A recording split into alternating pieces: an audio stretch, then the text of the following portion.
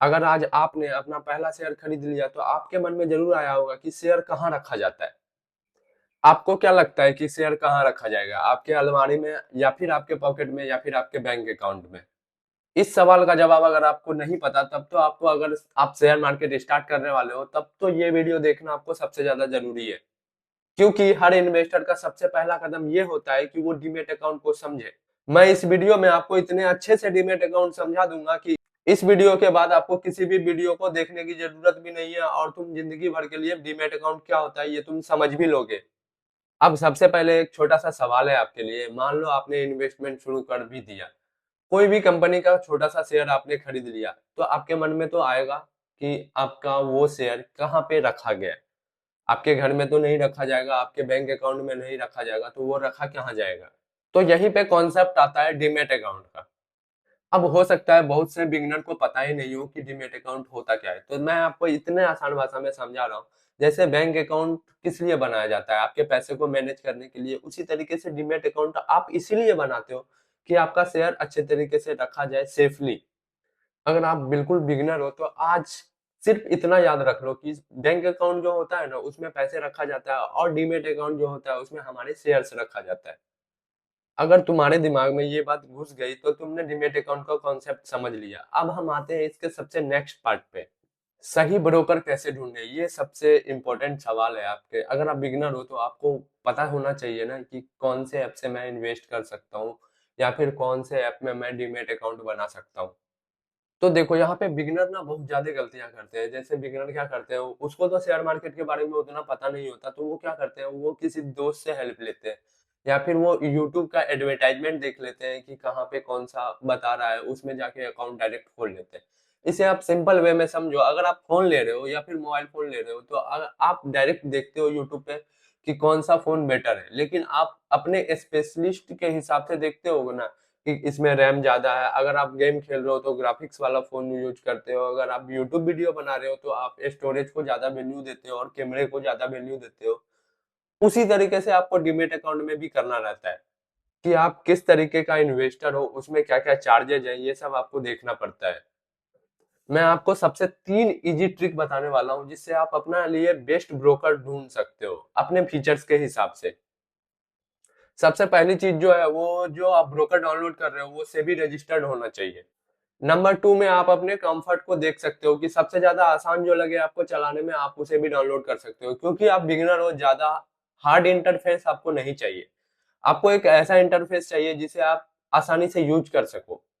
अगर आपको कोई भी ब्रोकर समझ में ही नहीं आएगा तो आप इन्वेस्ट कैसे करोगे? इसीलिए मैं इसे नंबर 2 पे रखा हूँ।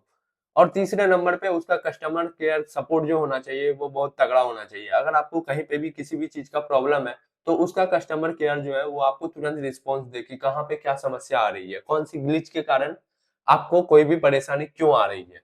अभी के लिए 3 चीजें काफी है, बाकी एडवांस चीज हम धीरे धीरे सीखने वाले हैं। क्या क्या चीज डॉक्यूमेंट रिक्वायरमेंट होने वाली है, मैंने ऐप तो डाउनलोड कर ही लिया है। अब मुझे उसमें अकाउंट खोलना है तो डॉक्यूमेंट क्या क्या लगने वाले हैं तो मैं आपको एक्सप्लेन करने वाला हूँ। आपको अपना पैन कार्ड रखना पड़ेगा, अपना बैंक अकाउंट रखना पड़ेगा, उसके बाद अपना आधार कार्ड रखना पड़ेगा। ये तीनों चीजें आपके मोबाइल नंबर से लिंक होनी चाहिए। उसके बाद आपको वीडियो कॉल का थोड़ा सा कंफर्मेशन आएगा कि मतलब 10 सेकंड का होने वाला है। बस इतना चीज ही आपको रिक्वायरमेंट होता है। मैंने भी अपना डीमेट अकाउंट बस ऐसे ही बैठे बैठे मजाक मजाक में ही बना लिया था। 10-15 मिनट का टाइम लगा था मुझे। अगर आप डीमेट अकाउंट खोल लेते हो तो उसके बाद आपको क्या करना है?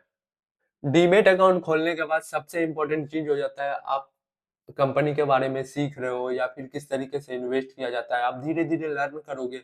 जितना ज्यादा आप लर्न करोगे उतना ज्यादा आपको एक्सपीरियंस होगा इन्वेस्टिंग का, उतना ज्यादा बड़ा आप इन्वेस्टर बन सकते हो। आज आपने सिर्फ डीमेट अकाउंट नहीं समझा, आपने अपने अंदर का एक डर भी खत्म कर लिया। हो सकता है आप मिडिल क्लास हो, आपको पता ही नहीं हो कि शेयर मार्केट में इन्वेस्ट किया जाता है, किस तरीके से किया जाता है, तो इससे सिंपल लैंग्वेज में मुझे नहीं लगता है किसी ने यूट्यूब पे बताया होगा।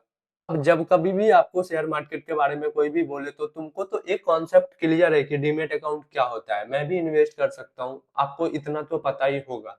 अगर आपको इस वीडियो में कुछ सीखने को मिला तो आप कमेंट कर सकते हो कि हाँ सीख गया। ये मेरे जैसे बिगिनर क्रिएटर के लिए बहुत हेल्पफुल होता है, मोटिवेशन फील कराता है कि हाँ मैंने आज कुछ सिखाया है यूट्यूब पे। हम अगले वीडियो में सीखने वाले हैं कि सही ब्रोकर किस तरीके से चूज करें, क्योंकि आप इन्वेस्टिंग का पहला कदम रखने वाले हो, तो आपका ब्रोकर का सही होना सबसे ज्यादा इंपॉर्टेंट रखता है। याद रखना, अगर आप शेयर मार्केट करने का सीख रहे हो तो सबसे पहला इन्वेस्टमेंट कोई भी शेयर में नहीं होता है, कोई भी ब्रोकर में नहीं होता है। सबसे आपका पहला इन्वेस्टमेंट जो होता है वो आपका खुद के नॉलेज पे होता है कि आप क्या चीज सीख रहे हो, किस तरीके से आप इन्वेस्टिंग कर रहे हो। नॉलेज से बड़ा इन्वेस्टमेंट मैं नहीं सोचता कि कुछ भी चीज होता है। जब नॉलेज बढ़ती है तो आपके डिसीजन लेने की कैपेसिटी बढ़ती है, आपको रिस्क लेने की कैपेसिटी बनती है। आप जो कुछ कर रहे हो उसमें कॉन्फिडेंस मिलता है। हो सकता है अभी आप पे कोई भी भरोसा नहीं कर रहा हो, लेकिन आने वाले समय में करेगा। अगर आप अपने नॉलेज को पॉलिश करते रहोगे, आप अपने नॉलेज को कुछ सीखते रहोगे, ना कि फालतू की रील देखते रहोगे। इन्वेस्टमेंट रिलेटेड अगर आपको वीडियो देखना है तो आप इस चैनल को फॉलो कर सकते हो। यहाँ पे मैं आपको अपना पर्सनल स्टोरी बता रहा हूँ। मैं अभी जीरो पे हूँ और मैं 10 करोड़ की जर्नी पे जा रहा हूँ। मैं आपको सारा चीज शेयर करने वाला हूँ। अभी मेरा इन्वेस्टमेंट 3 लाख के आसपास है। याद रखना, पैसे कमाने से पहले पैसे को समझना चाहिए। आप देख रहे हो डिजिटल धन। मिलते हैं अगले वीडियो में।